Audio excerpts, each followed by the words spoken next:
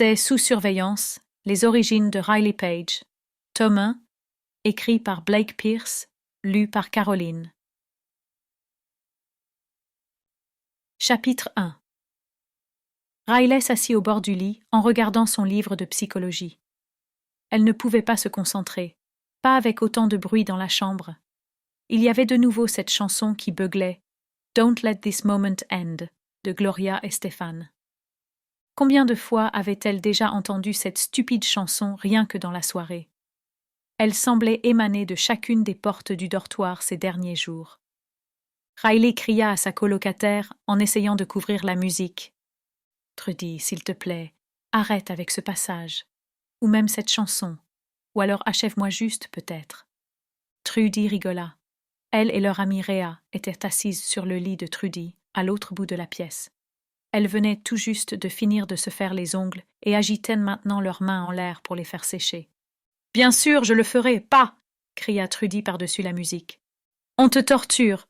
ajouta Rhea. « Tu n'auras pas la paix tant que tu n'auras pas accepté de sortir avec nous. »« C'est jeudi soir, » dit Riley. « Et alors ?» répondit Trudy. « Alors, je dois me lever tôt pour aller en cours demain. »« Depuis quand as-tu besoin de dormir ?» répondit Rhea. « Rhea a raison, » ajouta Trudy. « Je n'avais encore jamais connu un tel oiseau de nuit. » Trudy était la meilleure amie de Riley, une blonde avec un énorme sourire malicieux qui charmait quasiment tous ceux qu'elle rencontrait, surtout les mecs. Rhea était une brunette, plus jolie que Trudy et légèrement plus réservée par nature, bien qu'elle multipliait les efforts pour suivre le rythme social de Trudy. Riley laissa échapper un gémissement de désespoir.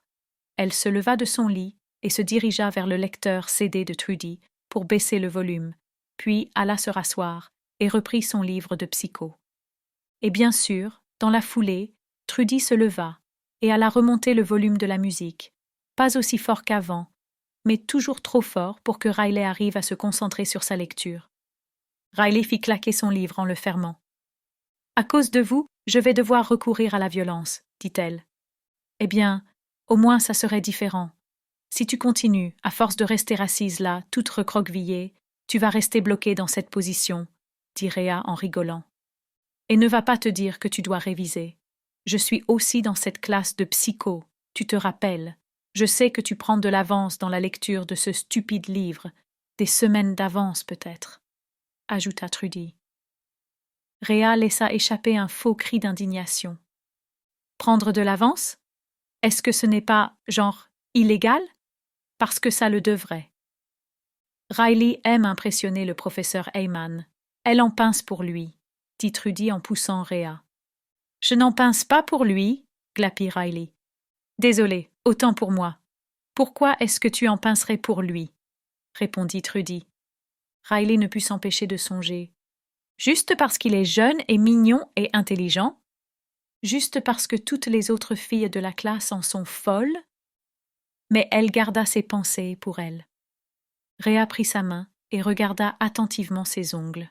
« Ça fait combien de temps que tu n'as pas eu d'action? Sexuellement, je veux dire, » demanda-t-elle à Riley. Trudy secoua la tête vers Rhea. « Ne demande pas, » dit-elle. « Riley a fait vœu de chasteté. » Riley roula des yeux et se dit pour elle-même. « Ne prends même pas la peine de relever ça de façon prétentieuse. »« Riley ne prend même pas la pilule, » dit Trudy à Rhea. Riley en fut bouche bée, choquée de l'indiscrétion de Trudy. « Trudy !» cria-t-elle. « Ce n'est pas comme si tu m'avais fait jurer le silence à propos de ça ou quoi que ce soit, » dit Trudy en haussant les épaules. La bouche de Rhea s'était ouverte en grand. Son horreur semblait sincère cette fois.